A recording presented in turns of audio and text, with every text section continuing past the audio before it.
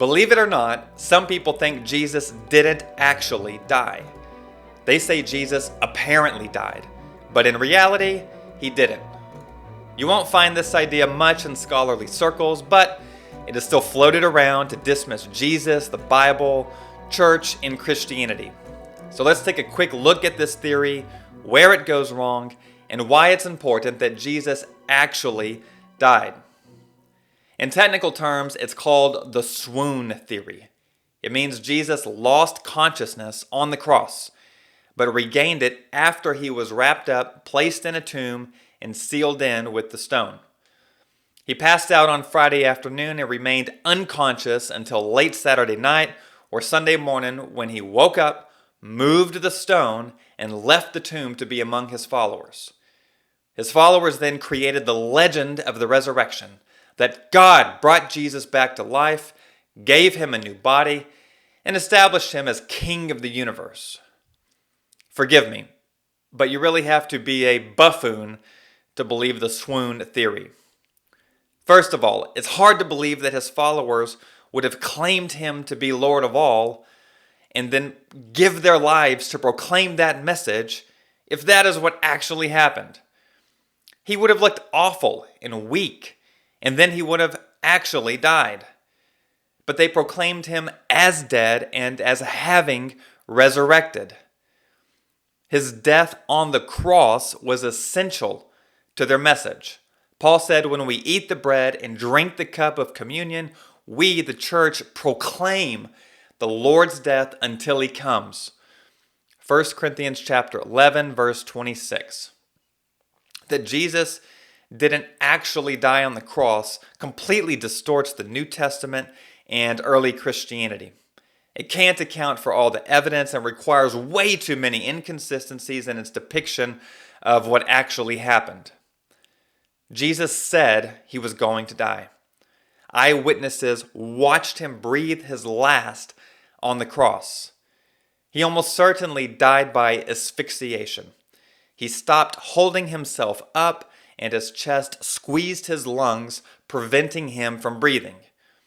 When Roman soldiers walked by, they could tell he was dead, so they didn't club his shins and knees, which they did do to the two others that were around him, so that they could not hold themselves up and breathe. However, a soldier did stick a spear into Jesus' side around his ribs. That spear at least penetrated the chest cavity and maybe even pierced a pericardial sac. John writes that blood and water left Jesus' side. Fluid of that description would not have stored up unless Jesus had actually died and his cardiovascular system had actually shut down.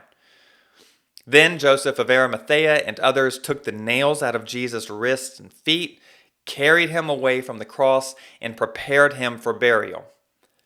Nicodemus anointed Jesus' body with myrrh and aloes, and they wrapped him with strips of linen and laid him in a tomb. That's what the Gospels say. From what I can tell, it seems that probability lies on the side of his death on the cross.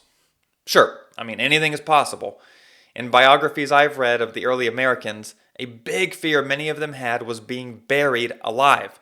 So they would keep a string in the coffin and tie it to a bell and hang that bell above the grave in case someone had appeared dead and then returned to life while they were in the ground in the coffin. If they regained consciousness, they would ring the bell and tell people, "Hey, get me out." But that kind of event is almost certainly not what happened with Jesus. He was tortured, bloodied, bruised, and crucified. He was too weak to carry his cross, so I highly doubt he would have been strong enough to roll the stone away after the cross.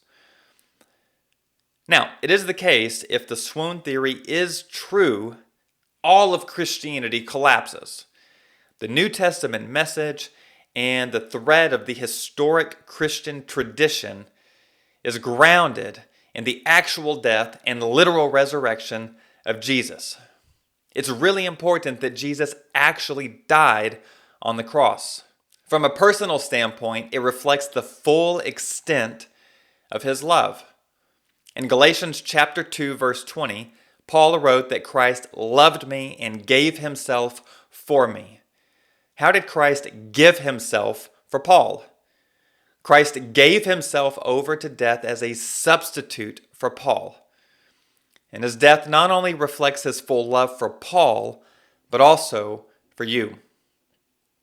According to John chapter 13, verse 13, Jesus told his followers, "Greater love has no one than this, to lay down one's life for one's friends."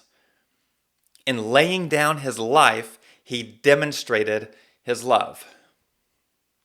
There are many more reasons Jesus gave himself to the point of death and why he actually had to die. But for now, I hope you'll let that one sink in. He died for you because he loves you. And if you really don't know why or what that means, you owe it to yourself to find out. But I'll leave you with what my grandmother used to tell me. If you were the only human on earth, Jesus still would have died for you because he loves you. Thank you so much for tuning in. I hope you found this helpful. My name is Aaron Massey. For more walks like this through God's Word, check out my channel. And I'll see you there next time. Thanks.